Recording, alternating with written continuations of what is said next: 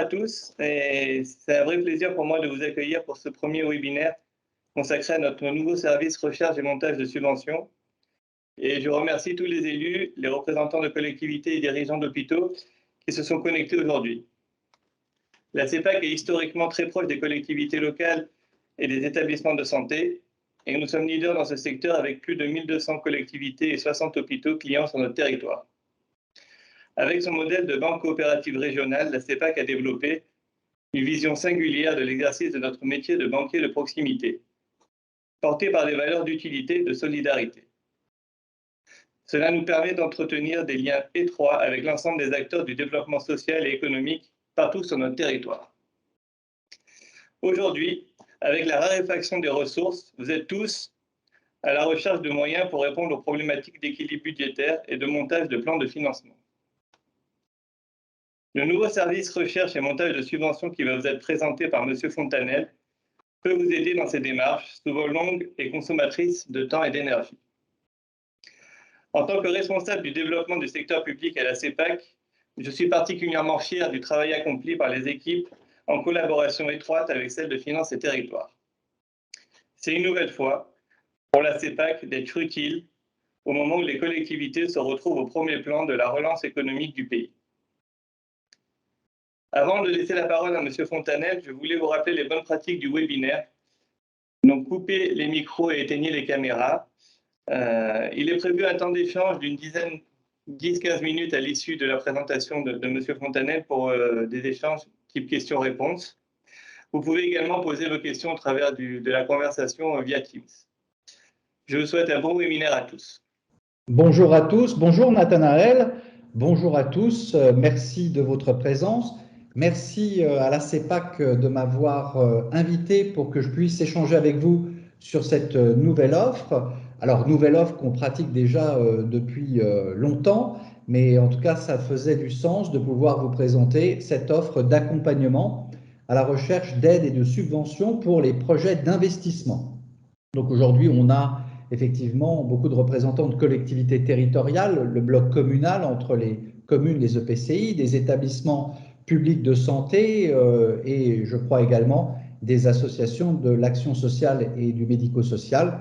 Donc j'essayerai en tout cas de présenter pour vous tous les particularités de cette prestation d'AMO en ingénierie financière. Je vous propose qu'on passe la première slide pour que je vous donne un rapide aperçu de Finances et Territoires. Alors, on est partenaire du groupe BPCE Caisse d'épargne partout en France, et j'ai le plaisir aujourd'hui d'être avec vous à la CEPAC. Nous sommes une cinquantaine de collaborateurs. Nous avons pratiquement la moitié de nos collaborateurs dans la région Rhône-Alpes, mais nous avons plusieurs représentants dans le sud-est, et donc notamment sur Nice, où on a 3 personnes qui représentent la société. On est également dans le sud-est d'une manière générale, on est en Île-de-France, on est un peu partout. Aujourd'hui, on travaille avec des collectivités, des établissements publics de santé, des associations partout en France, dans tous les départements, dans toutes les régions. Et donc, on est ravis de pouvoir vous accompagner également, quelle que soit votre localisation. Donc, on est un AMO spécialisé en aide et subventions. C'est vraiment notre cœur de métier. On est également AMO dans le domaine de la transition éco-énergétique avec tous les financements alternatifs. Alors, on s'occupe de tout ce qui est financement au niveau aide, subvention, mesures de soutien. Bien sûr, le métier du financement bancaire, c'est le métier de nos partenaires, de la Caisse d'épargne. Nous, on est versé vraiment sur tout ce qui est concours public, financement et aide privée au sens mécénat, et je vous en parlerai un petit peu. Et donc, on va mobiliser tous les dispositifs publics au niveau local, au niveau départemental, au niveau régional, au niveau national et européen. Donc, on couvre toutes les aides européennes et toutes les aides nationales, tant dans le domaine des financements publics que des financements privés, auprès des fondations notamment. Donc, on a une expertise, on a plus de 300 clients collectivités actifs que l'on suit actuellement. On a à peu près une cinquantaine d'établissements publics de santé, peut-être un peu plus de 100 associations avec des associations du médico-social et de l'action sociale de taille très variée, certaines très grandes, des structures avec plusieurs centaines, voire plusieurs milliers de sites, d'autres qui ont un site ou quelques sites. Donc on est capable de s'adapter en fonction de votre strate, en fonction des budgets d'investissement, en fonction du nombre de sites que vous avez, et pour les hôpitaux, les établissements publics de santé, en fonction des structures hospitalières, des groupements hospitaliers, et quel que soit le nombre, on va dire, de lits, il n'y a pas de limite, petite ou grande structure. Donc c'est vraiment une prestation très démocratique, très, très ouverte. Et c'est beaucoup de sur-mesure, parce que quand on parle de projets d'investissement, on parle de bâtimentaire principalement, on parle de projets de rénovation, de réhabilitation, des projets d'aménagement, d'embellissement, on parle également de construction nouvelle. Alors on peut aussi parler de transition numérique et digitale, on peut parler bien évidemment de la transition énergétique, du développement durable, tout ce qui est environnement. Il n'y a pas de limite de thématique, j'y reviendrai. Mais en tout cas, on est vraiment versé vers toutes les mesures de soutien qui vont permettre de vous compléter, notamment le plus en amont possible, les plans de financement. Alors, pour faire la transition avec la prochaine slide, ce qui est important de savoir, c'est qu'on a une équipe de veille, on a une équipe de conseil, et la veille, pour nous, c'est très important. Là, on a une équipe de veille digitale, on a une équipe de veille thématique et une équipe de veille opérationnelle. Le digital travaille sur une plateforme dont je vais vous parler, qui est une plateforme relativement très sophistiquée de recherche de subventions. Et là, sur cette slide, je vous ai mis un certain nombre de guichets, mais en fait, vous avez plus de 1350 guichets directs, vous avez 10 500 sources d'informations.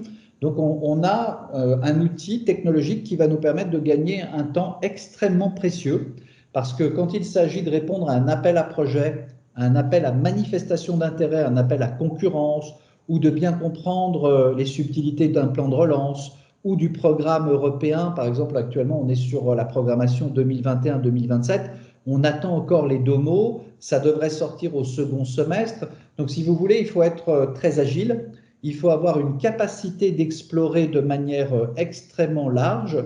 Et là, on a, avec cet outil, la possibilité de faire un scan complet sur tous les dispositifs, dans tous les domaines, en temps réel, et de manière, on va dire, actualisée et mise à jour en permanence. C'est-à-dire qu'on a l'information dès le départ, et ça nous permet de pouvoir, avec vous et nos clients, de vous informer le plus promptement possible pour ne pas louper les délais, parce que souvent, on est très court quand on reçoit l'information. Avec cet outil, on va pouvoir taper dans la balle très rapidement.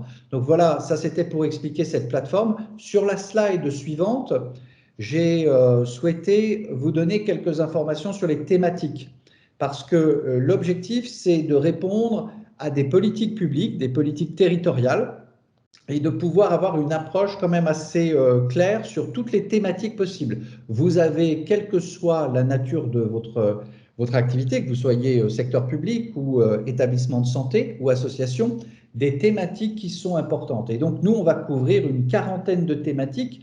On parle de prévention des risques, gestion de crise, on parle de tout ce qui est sanitaire, tout ce qui est dans le domaine de la santé, de l'équipement, et puis on parle aussi de l'éducation, de la culture, du patrimoine, du sport, mais également de problématiques telles que la voirie ou l'urbanisme. Et on a des thématiques qui sont plus appétantes que d'autres pour les organismes. Alors, quand on a des thématiques comme la voirie, eh bien c'est évident qu'on aura une approche qui sera une approche avec de la mobilité douce, ou par exemple de l'éclairage public, ou de la sécurité routière, ou en tout cas de la végétalisation, pour améliorer, on va dire, les thématiques qui sont un peu moins appétantes pour les financeurs publics. Donc, toute thématique possible, dans tous les domaines, quelles que soient vos compétences, que vous soyez une collectivité avec vos compétences, notamment dans le domaine de l'éducation, du sport, que vous soyez une PCI avec du développement économique, avec du tourisme. Dans le secteur de la santé, on a aussi, même si ce sont vos financeurs de tutelle, la possibilité d'explorer toutes les aides, parce que l'ARS concentre une bonne partie, mais pas que, optimiser tous les dispositifs possibles. Et puis pour les associations au niveau du département, mais bien plus encore. Donc on a la possibilité de faire un vrai travail de scan sur tout ce que vous connaissez pour aller dans les détails, mais surtout sur ce que vous ne connaissez pas pour optimiser. Et la thématique, ça a l'avantage, avec cette plateforme dont je vous parlais, d'avoir le recensement de toutes les pistes, mais d'aller chercher aussi des projets similaires, semblables, partout en Europe, pour voir comment ils ont été financés. Et la plateforme également va soutenir la possibilité d'aller chercher un peu le catalogue des bonnes idées, de regarder les projets similaires pour voir comment ils ont été présentés et quelles sont leurs vertus. Et donc, cet outil technologique avec nos équipes va vous permettre d'avoir une vision vraiment complète, y compris thématique, puisqu'aujourd'hui, on est vraiment sur des sujets qui sont des sujets forts. Sur la slide suivante, j'ai voulu mettre en avant un certain nombre de collectivités avec lesquelles on a travaillé, collaboré. Donc là, vous avez effectivement dans chacun des domaines aujourd'hui pour lesquels vous êtes investi, que ce soit le secteur public, que ce soit le secteur de l'ESS, des associations, que ce soit le secteur de la santé, un certain nombre de contacts. Alors, pour être très clair, si on venait à échanger ensemble, si vous souhaitez des références ou des exemples, on en a quelques-uns, mais en tout cas, on vous demande d'avoir, si vous voulez, un premier échange avec nous avant de vous donner les coordonnées de certains référents pour ne pas, je veux dire, en termes de confidentialité et en termes, on va dire, de prise de rendez-vous, ne pas les gêner. Donc ça, on se fera le plaisir de vous donner des exemples qui vous intéressent et des personnes à contacter, mais on vous demande de passer par nos soins. Sur la slide suivante, vous avez une présentation de notre prestation. Alors, j'aurais voulu aller un peu plus loin sur les slides, Nathanaël. Avant de parler de notre modèle économique et du modèle économique, j'aurais voulu parler de certaines bonnes pratiques. Je ne sais pas si tu peux avancer les slides sur les bonnes pratiques ou en tout cas on va dire les bons conseils. Je ne sais pas si tu as cette slide. Sinon, je vais vous la présenter oralement sans forcément le support parce que ce qui est très important, c'est de très bien comprendre quelles sont les bonnes pratiques pour que vous ayez un certain nombre de points de repère, notamment dans le domaine de l'anticipation. Alors la première règle, c'est une règle d'anticipation. Il faut présenter les projets le plus en amont possible. Il faut être vraiment dans la période où vous êtes en train de préparer les diagnostics AMO, à savoir lorsque vous préparez les avant-projets simplifiés, lorsque vous êtes en train de faire votre plan de financement, il est fondamental d'anticiper au maximum parce que plus vous tardez, plus vous êtes proche, on va dire, de la consultation, c'est déjà trop tard. Donc, il faut être très en amont. La deuxième règle, c'est la stratégie de présentation de vos projets, à savoir qu'il est fondamental de pouvoir présenter le projet avec toutes ses vertus, avec toute son exemplarité. Donc, c'est très important d'avoir un projet. La stratégie de présentation, elle est clé. Vous allez faire ressortir, par exemple, l'incitativité de l'aide, à savoir, lorsque vous avez un projet, il est fondamental d'expliquer que vous avez besoin d'être soutenu pour obtenir, en tout cas, aller jusqu'au bout et que le projet soit réalisé. Donc, l'incitativité de l'aide, le fait que sans aide, vous ne pourrez peut-être pas mettre le projet en œuvre, ça, c'est fondamental. Après, vous avez la pluralité des financeurs. C'est une autre bonne pratique, à savoir, il est très important d'avoir un nombre important de financeurs. Ils peuvent être publics, ils peuvent être privés, des mécènes, des organismes aux différents niveaux. La pluralité de financeurs, ça conforte le projet, ça montre que le projet il est soutenu de manière multiple et donc le fait d'aller taper à la porte de plusieurs financeurs, ça va consolider le projet. Ensuite, il faut que le projet soit innovant, soit moderne. Il y a beaucoup de projets souvent qui sont très standards, très classiques. Je vous invite à essayer de maximiser. En fait, un projet, même si vous le faites évoluer, même si vous ajoutez un certain nombre de bénéfices, parce que c'est clair, le projet doit être un projet d'intérêt général. Le projet doit consister à rendre un service pour le plus grand nombre et avoir une utilité sociale ou sociétale. Donc, c'est important d'insister sur ces sujets et l'intérêt général doit prévaloir dans tous les projets. Et puis, il peut y avoir des projets qui sont des véritables laboratoires expérimentaux, où il peut y avoir un peu de recherche et développement, il peut y avoir effectivement une valorisation des projets importante, mais plus la stratégie de présentation des projets va être consistante, solide et moderne, plus vous aurez de chances, puisque vous êtes en compétition avec d'autres porteurs de projets, eh bien, vous mettrez plus d'atouts de votre côté. Vis-à-vis des politiques publiques et territoriales, vous aurez plus de consistance. Donc, la stratégie de projet, voilà, c'était la slide que je cherchais. Elle est très importante pour pouvoir véritablement gagner. Parce que n'oubliez pas, vous êtes en concurrence. Les dotations sont de plus en plus difficiles à obtenir. Il faut véritablement se battre pour essayer d'avoir le maximum de mesures de soutien. Donc, c'est important. Les principes fondamentaux, je ne voulais pas vous parler du modèle économique sans vous en parler. Et je vous remercie, Nathanaël, d'avoir passé effectivement cette slide où vous avez tous les éléments. Alors, il faut savoir que le support vous sera adressé en fin de course si on a vos coordonnées. Donc, vous aurez bien sûr la totalité de notre présentation avec toutes les slides. Et voilà, le support en tout cas sera intégral. On peut passer à la prochaine slide. Alors, sur la prochaine slide, là, on avait parlé des thématiques. Ensuite, on était sur les aides privées. Alors, je vous ai parlé des aides publiques. Il y a aussi les aides privées. Aujourd'hui, très souvent, on ne fait pas appel aux financeurs privés. Alors, les financeurs privés, il y en a plusieurs. Vous avez toutes les fondations avec des thématiques particulières qui émettent des appels à projets. Donc, nous avons l'habitude, lorsque l'on va avec les caisses d'épargne vous assister, de faire le recensement de toutes les fondations qui ont un lien avec le projet que vous allez présenter, de telle manière à chercher les appels à projets en France et en Europe auprès des fondations. Vous avez du mécénat d'entreprise avec soit les entreprises du territoire, les TPE, les PME, voire les artisans, commerçants, mais aussi les entreprises de taille intermédiaire de la région et voire de grands groupes nationaux qui ont eux-mêmes des services de mécénat. Et donc, l'idée, c'est d'aller collecter des fonds privés auprès de ces mécènes. Alors, vous avez deux écoles. Soit vous le faites de manière un petit peu complémentaire au financement public, et dans ces cas-là, les appels à projets des fondations, c'est déjà une vraie piste concrète sur laquelle il y a de quoi faire.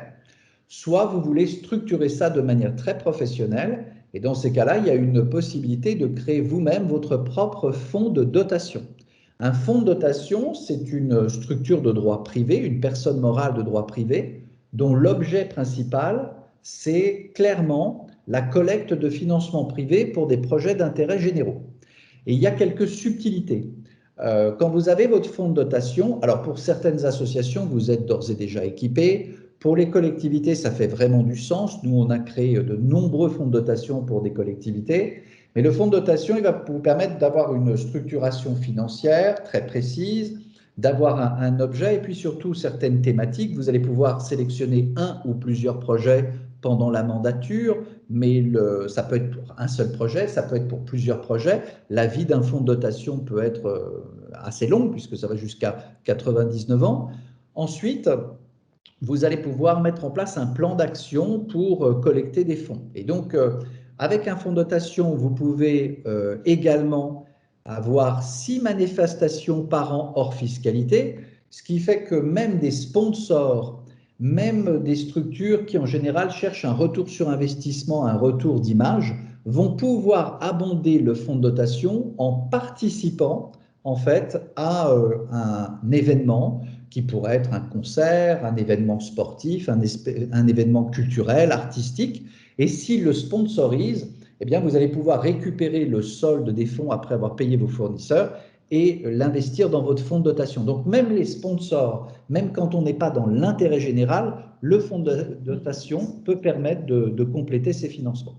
Donc, voilà pour les aides privées. Il y aurait beaucoup de choses à dire, mais en tout cas, on pourra avoir des réunions ou en tout cas des rendez-vous individualisés sur le sujet des financements publics et privés. Et la partie privée peut représenter des montants assez conséquents. On a des fonds de dotation qui collectent quelques centaines de milliers d'euros, mais d'autres, on parle en plusieurs millions d'euros lorsqu'il s'agit surtout de projets culturels, de projets liés au patrimoine ou de projets liés à la santé. Donc voilà, ça c'était en tout cas une parenthèse qu'il ne faut pas omettre lorsqu'on parle financement public et privé. Sur une slide suivante, nous allons vous parler de transition énergétique. Alors, la transition énergétique, aujourd'hui, c'est plus qu'à la mode. Vous avez des échéances avec des budgets de fonctionnement qui vont être majorés. Le coût énergétique va véritablement grimper. Il grimpe déjà, mais l'année prochaine, l'année suivante, ça va être encore plus impactant. Et là, il est nécessaire d'avoir un plan stratégique en termes de transition énergétique et en termes peut-être de production d'énergie nouvelle et renouvelable. Et je vais vous donner, en tout cas de manière un peu vulgarisée, quelques informations pour que les choses soient peut-être un peu plus transparentes pour vous. Sur la slide suivante, vous allez voir comment on a, on va dire, en ce qui nous concerne, divisé notre approche en deux points bien distincts. On considère, si vous voulez, tout ce qui est efficacité et performance énergétique lié à la rénovation des bâtiments comme étant déjà un véritable travail en soi. Et puis vous avez, en plus de la rénovation, de la réhabilitation, des travaux de rénovation énergétique, vous avez après tout un volet lié à la production d'énergie nouvelle et renouvelable.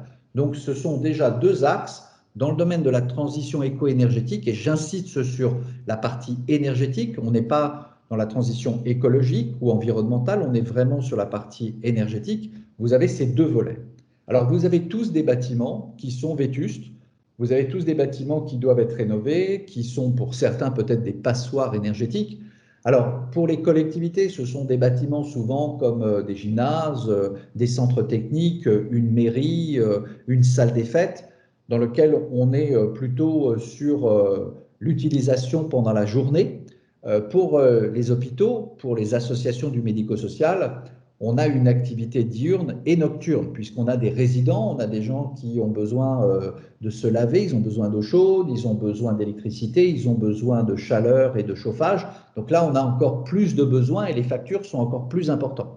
Mais dans les deux cas, dans le domaine de la rénovation, vous avez des travaux qui vont vous permettre de valoriser en fait votre patrimoine, de pouvoir améliorer le bâti. Quand on améliore le bâti, on améliore la qualité de vie des usagers et bien évidemment des résidents quand vous avez des résidents.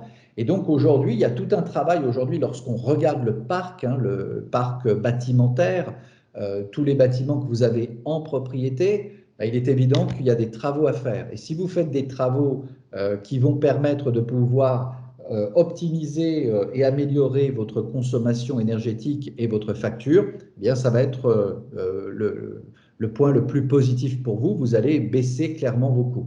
Et puis la production, là je vais développer un peu et je m'adresse bien évidemment à vous tous, secteur public, associatif et établissements de santé. Je vais laisser passer la prochaine slide pour rentrer plus dans les détails. Je vous ai parlé donc performance, efficacité. Et lorsqu'on parle de rénovation, on pense souvent au certificat d'économie d'énergie. Alors, beaucoup de gens en parlent, beaucoup de gens proposent de négocier ces certificats, ces C2E, ces certificats d'économie d'énergie, mais comment ça fonctionne? Alors, toujours dans la vulgarisation d'informations, vous avez en bas à droite les bénéficiaires. Les bénéficiaires, c'est vous. Ce sont les mairies, les EPCI, les hôpitaux, les associations. Et vous, vous faites des travaux. Et donc, au final, vous êtes les bénéficiaires en fait de ces certificats d'économie d'énergie. Ensuite, vous avez d'autres acteurs qu'on appelle les obligés.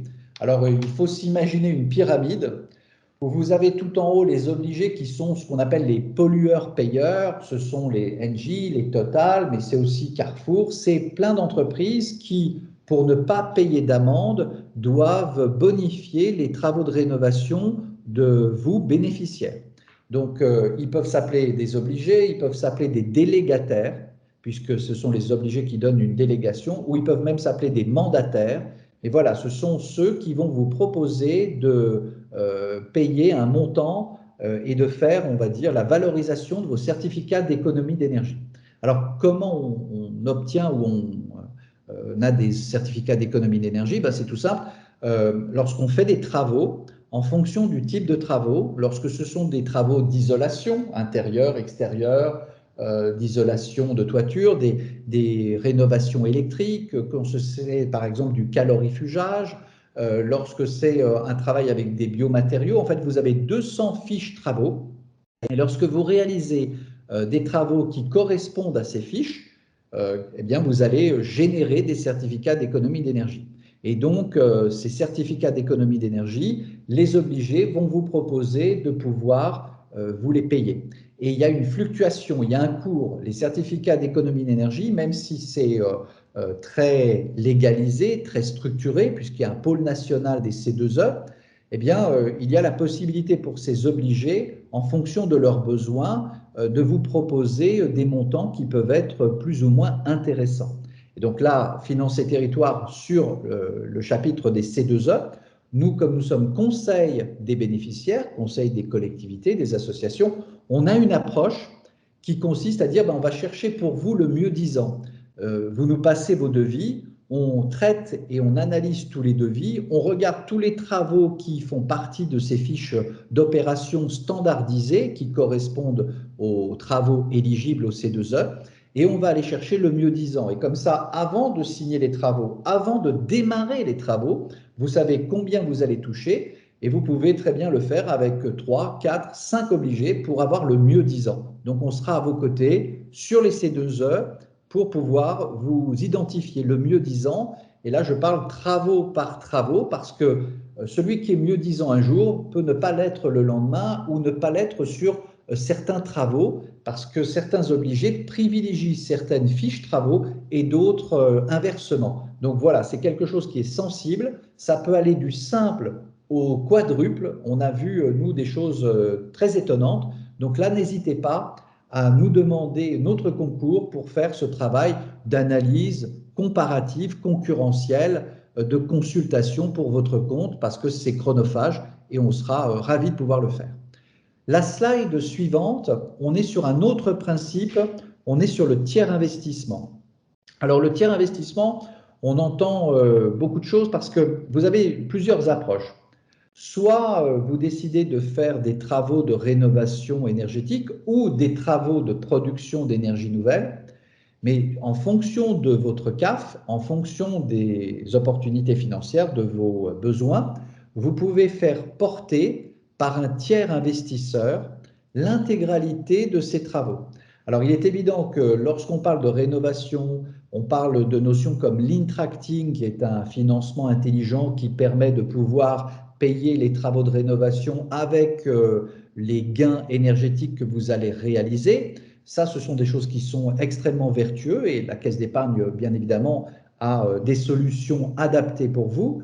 Après, ça s'adresse beaucoup plus à du résidentiel dans le sens EHPAD, hôpitaux, foyers, que des bâtiments du secteur public qui sont moins énergivores. Donc ça, c'est quelque chose qu'il faut étudier. Il y a des analyses, des diagnostics justement énergétiques qui sont à réaliser.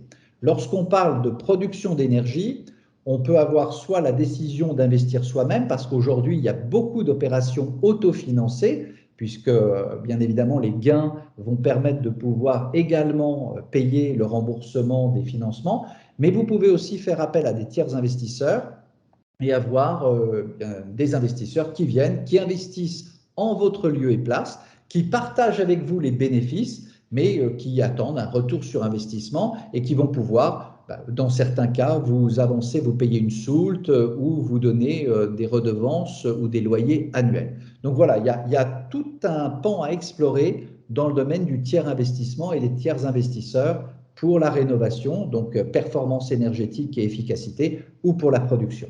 Sur la prochaine slide, on va aborder le sujet de la production des ENR. Et là, j'ai mis un peu en avant le photovoltaïque. Pourquoi? Vous avez de très nombreuses sources d'énergie nouvelles. Vous avez la biomasse, vous avez la géothermie, vous avez l'éolien, vous avez les réseaux de chaleur, vous avez le solaire, vous avez des mini-centrales hydroélectriques, vous avez un panel assez large et vous pouvez très bien combiner les uns avec les autres.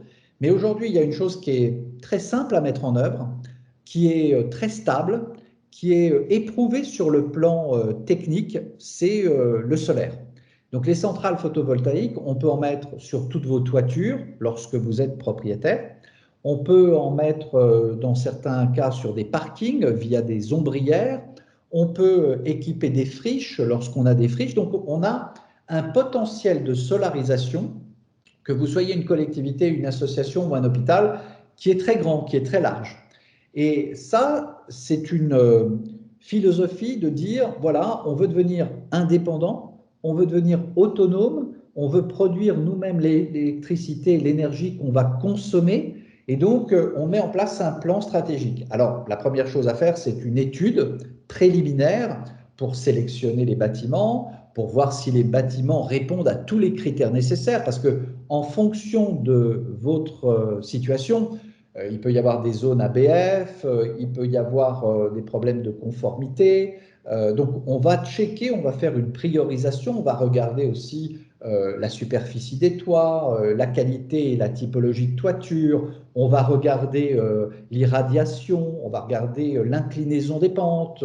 Il y a un travail qui est à faire très complet, beaucoup plus large que ce que je vous énonce, avec un bilan complet de votre patrimoine dont vous êtes propriétaire. Là-dessus, quand on a sélectionné, priorisé, on va pouvoir faire des études complètes pour voir le productible, voir le retour sur investissement, vous proposer des solutions avec des scénarios très précis, à la fois techniques, économiques, financiers et pour les collectivités juridiques. Donc, il y a tout un travail préparatoire. Donc, quand vous êtes nos clients pour les financements publics, sachez qu'on va travailler votre PPI, on va travailler vos projets, mais que l'étude de faisabilité, l'étude préliminaire, elle est incluse dans notre prestation. Donc ça, c'est important et ça vous permettra de pouvoir, avec vos élus, avec les cadres territoriaux, avec les directeurs généraux pour les associations et les hôpitaux, choisir vraiment un plan d'action et un plan d'action qui soit rationnel et qui soit viable en fonction de votre, on va dire, de votre situation. Donc, sur le solaire, il y a vraiment tout un programme. C'est aujourd'hui très fiable. On a des centrales qui sont garanties pendant 30 ans. Il y a des financements qui sont adaptés et c'est de l'autofinancement. Un dernier point sur ce sujet, vous avez 3 options, toujours dans le domaine un peu de vulgarisation de l'information. Vous avez ce qu'on appelle l'injection réseau, c'est lorsqu'on met en place une centrale qui va être directement connectée et vous allez avoir un contrat avec EDF. Ça, c'est une option qui est assez connue et qui est, on va dire, déjà éprouvée sur les 15-20 dernières années. Donc, c'est l'injection réseau et là, on négocie un tarif et on a un retour sur investissement. En général, ce sont des retours qui sont assez intéressants si les toitures utilisées sont, on va dire, appropriées. Ensuite, vous avez la notion de l'autoconsommation. L'autoconsommation, c'est vous mettez de manière indépendante une centrale photovoltaïque sur vos toits, sur une friche, sur des ombrières. Ça va permettre de venir directement impacter votre facture énergétique. Donc, vous allez avoir une diminution de vos coûts. Étant entendu qu'il y a une évolution des coûts de l'énergie, vous allez avoir à moyen terme un retour sur investissement également très probant. Donc là, l'autoconsommation, c'est on consomme ce que l'on produit. Et puis, vous avez de l'autoconsommation ou collective ou par compensation. Alors, prenons des exemples concrets. Si vous avez une résidence, vous autoconsommez en général, vous êtes parfait parce que vous allez consommer tout ce que vous produisez, puisque vous avez besoin, comme je le disais, de chauffage, d'eau chaude, d'électricité. Mais si vous êtes sur une école, un groupe scolaire, avec éventuellement une bibliothèque, bien là, dans ces cas-là, vous allez produire peut-être plus, ou en tout cas, vous allez produire pendant les week-ends, il n'y a pas d'écoliers, vous allez produire pendant les vacances, il n'y a pas d'écoliers non plus. Donc, tout ce qui va être produit et qui est excédentaire et en surplus peut être vendu. Et ça, c'est la notion d'autoconsommation collective. Alors, on peut avoir de l'autoconsommation collective quand on vend le surplus, mais on peut aussi avoir de l'autoconsommation avec de la compensation. C'est-à-dire que quand on a plusieurs bâtiments publics, dans un rayon de 2 km, on peut très bien produire dans un bâtiment, dans un autre, et puis sur le bâtiment qui n'a pas de centrale pour X raisons, eh bien compenser la facture énergétique du bâtiment qui n'a pas été équipé. Donc il y a plein de subtilités, plein de scénarios, et je serai également ravi, avec vos chargés d'affaires de la CEPAC, de pouvoir vous présenter ces solutions et de mettre en œuvre pour vos collectivités ou vos structures associatives ou de santé. On va passer à la prochaine slide. Et donc là, on va parler de référence client. Alors, si Mélanie, qui est ma directrice commerciale, a une bonne connexion et qu'elle veut bien prendre le relais sur les références. Alors, je vous ai parlé de référence client tout à l'heure, mais ce qui pourrait être intéressant, on avait sur la slide suivante, on l'avait déjà évoqué avec…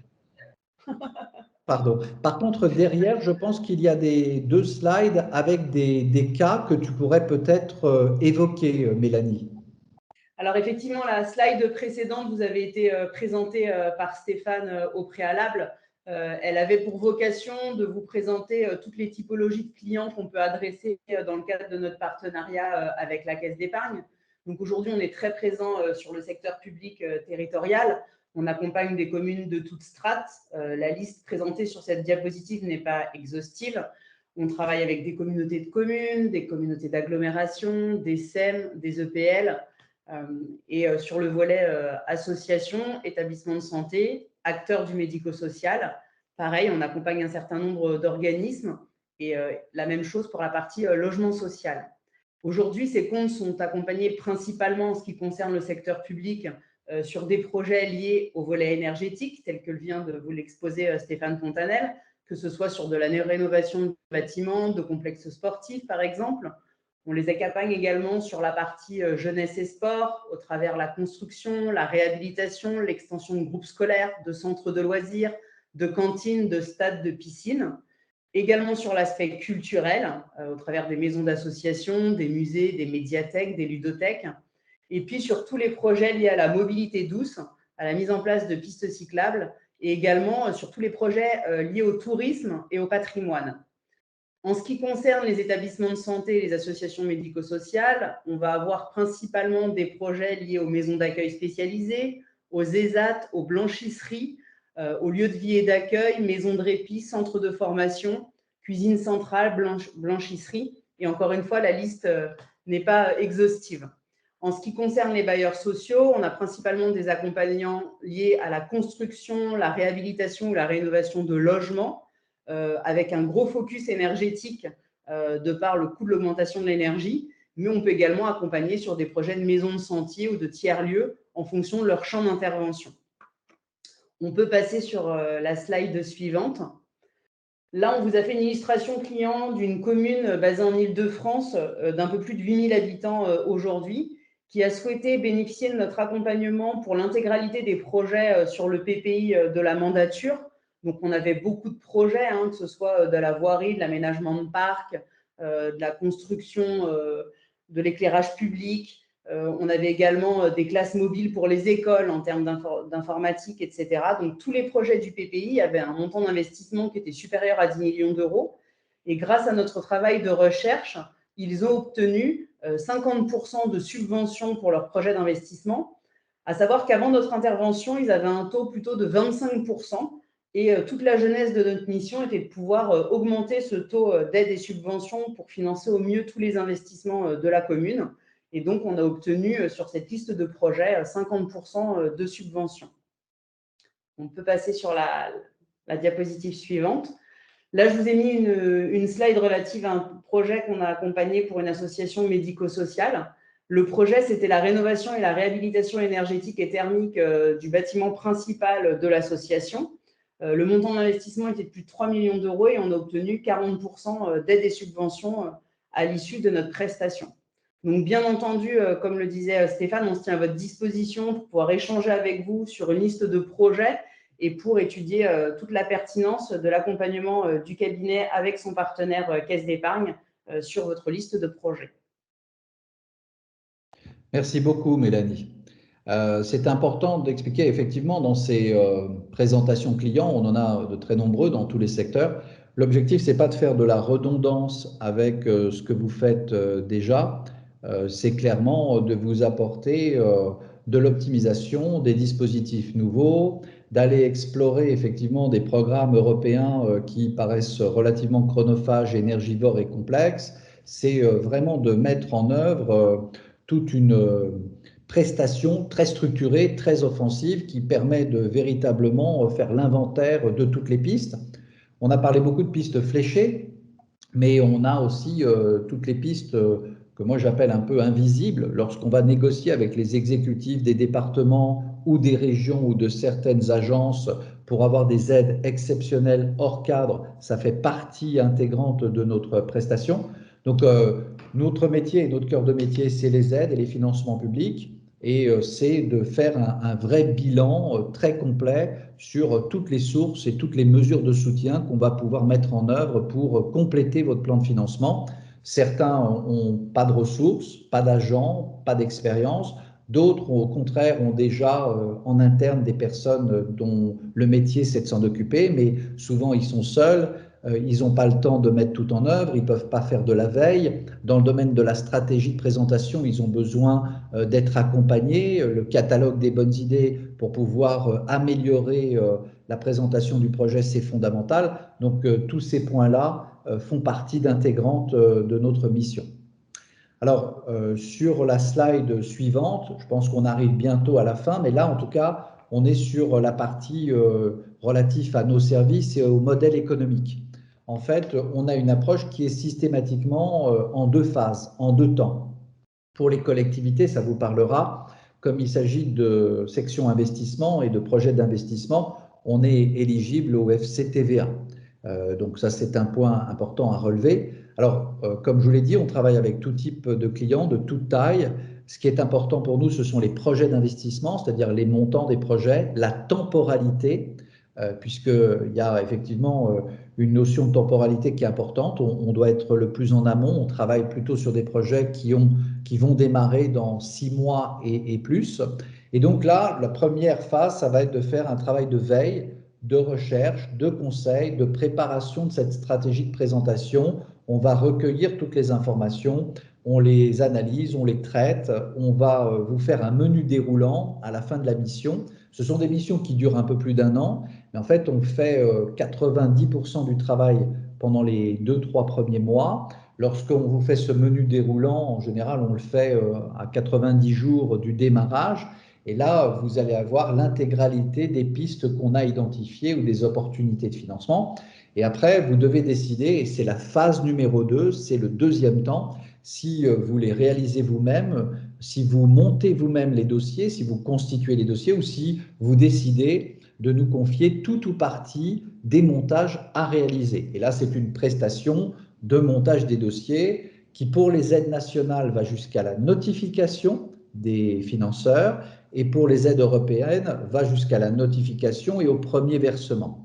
Alors souvent, on nous demande, mais oui, mais après le premier versement, comment on se débrouille? Parce qu'il y a des contrôles, il y a des liquidations. Là, on peut faire une prestation plus complète qui va vous permettre d'être accompagné jusqu'à la fin du programme. Enfin voilà, vous avez une vraie prestation très solide, consistante, vraiment personnalisée sur vos projets du PPI, sur le PGFP pour les hôpitaux, les associations sur tous leurs projets, quels qu'ils soient. Et donc, on fait ce travail. Alors, au bout de 3 mois, quand on vous a livré le menu déroulant, on continue en fait de vous accompagner parce qu'il va falloir actualiser, mettre à jour. Vous avez d'autres dispositifs, donc on va vous alerter, on va en permanence vous dire voilà les critères d'éligibilité, les conditions d'attribution, vous donner bien sûr beaucoup de matière et toujours pareil, quand il y a des choses à réaliser, soit on le fait ensemble, soit vous le faites de votre côté, mais on vous aura donné en tout cas un kit de démarrage qui vous permet d'être autonome. Voilà pour la prestation de service. Un dernier mot, La veille, la recherche et le conseil, c'est forfaitaire. C'est un montant qui dépend de vos projets, de leur montant et de la temporalité, mais c'est forfaitaire. Pour la partie concernant le montage, on est sur du success fee. En fait, vous payez un acompte à la signature du bon de commande et puis le solde, c'est un pourcentage du montant des sommes obtenues. Si c'est au niveau national, c'est 10%, 15% pour les aides européennes. Donc vous avez, après sur des aides très importantes, c'est plafonné, mais vous avez un modèle économique mixte avec une partie forfaitaire, une partie au résultat, success fee. Voilà pour cette slide. Et puis enfin, sur la slide suivante, vous avez juste pour rappel que notre cœur de métier avec les chargés d'affaires Caisse d'épargne, c'est de vous apporter des recettes supplémentaires, de faire en sorte que vous ayez moins de fonds propres à investir, que vous ayez un plan de financement qui soit solide et conforme aux besoins pour pouvoir aller jusqu'au bout. Ça va vous permettre d'arbitrer parce qu'il y a des projets qui sont très soutenus, puis d'autres qui le sont moins, ou en tout cas qui peuvent moins l'être au début, puis l'être un peu plus après. Donc il y a un arbitrage. Pour les élus, souvent, c'est une manière de pouvoir aussi traiter les projets en gestation et de se dire, tiens, j'aurai ce projet, comment je pourrais être soutenu pour ce projet-là? Et nous, avec la veille thématique, on est capable d'y répondre. Donc il y a aussi la possibilité de pouvoir faire un peu de prospective en aide économique. Après, vous avez le fait d'externaliser, il y a en fait une continuité du service public ou une continuité du service associatif, c'est-à-dire que demain, si vous avez des gens qui partent, des gens qui sont malades, du turnover, ou si vous n'avez pas du tout de ressources, eh bien, vous pouvez compter sur une structure spécialisée où vous allez avoir une méthode, des process, une organisation, la traçabilité de tout ce qui a été fait. Donc, vous avez vraiment un filet de sécurité. Il y a dans certaines collectivités un véritable mercato. Donc là, ça permet de pallier à ces problèmes. Il y a des fois des gens qui arrivent, il faut les former. Donc, on vous donne une continuité du service public qui est relativement riche et surtout en fonction de chacun très adapté. On va sécuriser les demandes parce que la stratégie de présentation, comme elle est vitale, ça va vous permettre clairement du premier coup de répondre de manière adéquate. Et puis l'objectif, c'est d'avoir plus de recettes, de maximiser le taux de subvention. On est quelque part vraiment à vos côtés, on a les mêmes objectifs. C'est une prestation collaboration, on travaille ensemble et donc ça permet d'avoir de bons résultats. Voilà pour les bénéfices, en tout cas, qu'on met en avant, qui sont ceux des éventuels référents qu'on va pouvoir vous présenter et qui ont déjà testé nos solutions et nos services. Et puis la slide qui vient, c'est comment on fait pour avancer ensemble? Eh bien, les prochaines étapes, c'est simple, vous contactez les chargés d'affaires de votre caisse, vous leur proposez d'organiser un rendez-vous avec Mélanie, avec moi-même ou avec d'autres collaborateurs de Finances et Territoires. Aux côtés des caisses d'épargne, on fera un bilan totalement individualisé et puis on vous fera une proposition et on vous dira voilà, quel est le modus operandi et comment on peut travailler ensemble. Je pense qu'on arrive à la dernière slide et je serais ravi, Nathanaël et toute l'équipe CEPAC, de répondre aux questions de nos invités aujourd'hui. Mais j'ai essayé de vous dire rapidement l'essentiel, mais il est évident qu'on pourra organiser des réunions à la carte avec vous pour traiter chacun de vos dossiers. Mais je veux bien répondre à toutes les questions. Alors, je ne sais pas si vous avez déjà… Merci Stéphane pour cette présentation. Je vais laisser la parole à Jean-François qui va centraliser les questions et te les soumettre. Oui, bonjour à tous. J'espère que vous m'entendez. Je vais synthétiser effectivement quelques questions, notamment une qui est assez technique pour commencer. Qui concerne donc une mutualisation sur un EPCI, sur une prestation donc d'offre de concours et non pas donc de fonds de concours. Est-ce que dans ce cadre-là, le service recherche et montage de subventions couvre cette prestation, Stéphane?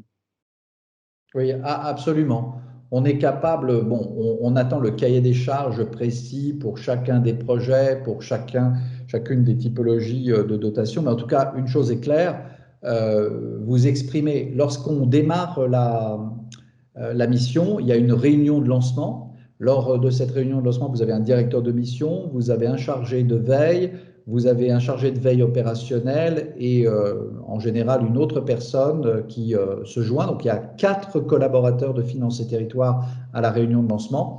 Là, on va passer en revue un certain nombre de sujets, et notamment tous vos projets, ou en tout cas toutes les thématiques qui vous intéressent et tous les besoins que vous ressentez. Et donc, à partir de ce moment-là, vous nous faites un cahier des charges très précis sur les pistes que vous voulez que nous explorions, et on va pouvoir faire tout ce travail digital, thématique, et ensuite même contacter les guichets, les financeurs, les instructeurs pour aller chercher toutes les subtilités ligne par ligne. Donc, la réponse est positive, on va pouvoir couvrir tous les besoins, et c'est vous qui donnez, bien sûr, certaines orientations, et nous qui sommes force de proposition. Donc, c'est vraiment un partage. Mais il n'y a pas de problème pour répondre à ces questions-là. Merci. Une autre thème de question qui revient souvent dans les collectivités, c'était de savoir quelle était la valeur ajoutée de Finances et Territoires par rapport à des agences spécialisées justement des collectivités. Écoutez, nous, on travaille, je veux dire, pratiquement 2 fois sur 3 avec des collectivités qui ont des agents, qui ont des chefs de projet, qui ont des directeurs généraux de services, directeurs généraux adjoints ou directeurs généraux des ressources et autres, qui sont nos interlocuteurs. Donc, dans les collectivités, ils ont une maîtrise de certains dispositifs, je pense au DETR, au DECIL, au CRTE. Ça, on ne va pas le faire. Ça reste en général, à quelques exceptions près, parce qu'on a déjà été amené à faire tout parce qu'il y avait un problème de ressources en interne. Mais pour autant, je dirais 9 fois sur 10, tout ce qui est fait par la collectivité de manière un peu classique reste à la collectivité. Nous, on va vous apporter la recherche la plus large pour optimiser. Donc déjà, il y a un très très gros travail d'exploration, de veille permanente sur vos projets auprès de tous les organismes. Et aujourd'hui, sans l'outil digital, on n'est pas capable de savoir en un temps record, de contrôler, d'appeler. C'est extrêmement chronophage et donc on va vous faire gagner énormément de temps. On va vous identifier des pistes nouvelles. Souvent, les collectivités nous disent tiens, on ne connaissait pas du tout. Donc ça va être un plus, ça va être quelque chose de complémentaire. Après, il faut faire des fiches projets, il faut mettre en avant des vertus, il faut que les projets soient exemplaires. Et pour préparer ces fiches projets, pour pouvoir parler aux financeurs publics, vous avez un savoir-faire Finances et Territoires, vous avez une mise en adéquation avec les besoins. Et ça, c'est un travail de longue haleine, c'est l'expérience aussi de dizaines, de centaines de clients qui fait que des projets standards ou classiques, on va quelque part les présenter sous de meilleurs augures. On va être force de proposition en vous disant si vous voulez plus d'argent, il va falloir que vous présentiez d'une manière un peu différente. Souvent, on croit qu'en bonifiant le projet, on va uniquement être, on va dire, financé pour le delta, mais ce n'est pas vrai. En bonifiant le projet, on finance un pourcentage supérieur au projet. Donc, il y a 1000 réponses, si vous voulez, sur la valeur ajoutée. Ce que je peux vous dire, c'est que les collectivités avec lesquelles on travaille, dans 98% des cas, prorogent, renouvellent les prestations. De plus en plus de collectivités nous confient le montage parce qu'il faut être rapide, ne pas louper les délais, être capable d'avoir on va dire une réactivité qui soit la plus forte possible. Et ça demande des ressources, bien évidemment. Et les collectivités nous témoignent de leur satisfaction. C'est, à mon avis, le meilleur exemple de la valeur ajoutée qu'on leur apporte. Donc, c'est un travail long terme, c'est un travail qui se renouvelle. Il va y avoir de moins en moins de datation. Vous allez être de plus en plus concurrents les uns les autres. En fonction des compétences, ça va être de plus en plus tendu. Il y a des sujets qui peuvent être source de recettes. Alors, on parle beaucoup de budget d'investissement, mais on fait aussi tous un travail sur les budgets de fonctionnement. Donc, il ne faut pas écarter la partie des recettes de fonctionnement. Voilà, c'est le privé, personne en général ne s'en occupent, sauf des associations très structurées. Mais sur la partie financement privé, les collectivités aujourd'hui que l'on contacte à ce jour ne faisaient rien ou quasi rien, mais en tout cas, on a créé bien sûr une nouvelle source de revenus. Donc voilà, on pourrait en parler longtemps, mais être avec un cabinet spécialisé dont c'est le cœur de métier vous apportera, peut-être à quelques rares exceptions près, forcément plus de recettes et une meilleure structuration de la manière de présenter vos demandes et d'avoir du succès à la clé. Merci. Et puis peut-être pour finir, puisque nous arrivons au terme de ce webinaire, 2 questions peut-être à traiter l'une après l'autre. La première, c'est quel objectif vous fixez-vous lorsque vous commencez votre prestation? Et la deuxième, ensuite, quelle garantie de résultat pouvez-vous apporter aux collectivités ou aux établissements publics de santé?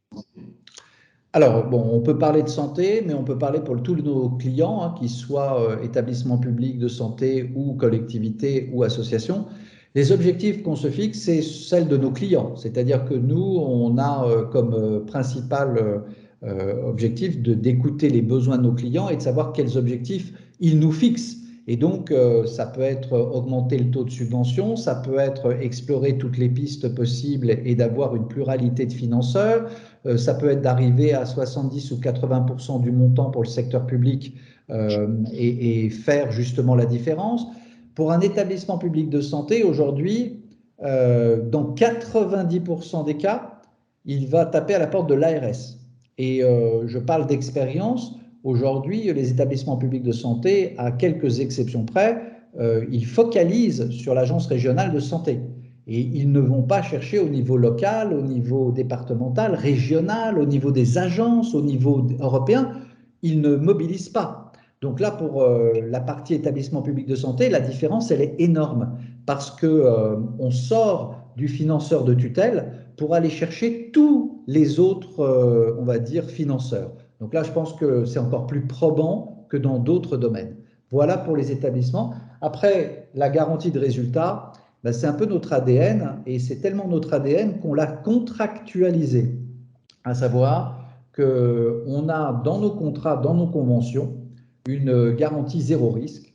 Ça veut dire que clairement, et je pense qu'on est le seul prestataire, je ne connais pas d'autres AMO qui incluent une garantie de ce type dans leur contrat.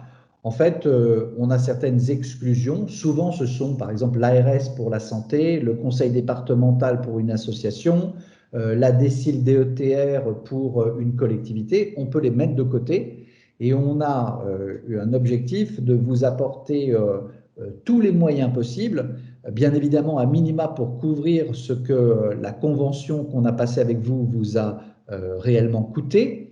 Mais en tout cas, on a une garantie de résultat, c'est-à-dire que s'il y avait un échec cuisant, si on n'était pas capable d'apporter des solutions, eh bien, on a un engagement de vous rembourser l'acompte qu'on aurait reçu. Donc, je pense que c'est quelque chose qui est extrêmement clair et en tout cas consistant. Il n'y a pas d'ambiguïté. On vous rembourse si on a un échec à la clé. Bien évidemment, l'objectif, ce n'est pas d'exclure tous les dispositifs et tous les guichets, puisque ce n'est pas la règle du jeu, mais en tout cas, les exclure ceux que vous avez l'habitude de faire. L'exemple d'un établissement de santé, on peut vraiment enlever l'ARS et se concentrer sur tout le reste. Et là, ça permet vraiment de faire la différence. Voilà pour la réponse double. Merci. Nathanaël, le mot de la fin. Merci Stéphane pour cet échange et ces compléments d'information. Donc, je vous engage, toutes les collectivités qui seraient intéressées par ce service, de contacter votre chargé d'affaires CEPAC et il vous donnera les coordonnées des interlocuteurs de chez Finances et Territoires. Je vous souhaite une bonne fin d'après-midi et à très bientôt. Au revoir. Très bientôt, merci. Au revoir. Merci à tous. Au revoir.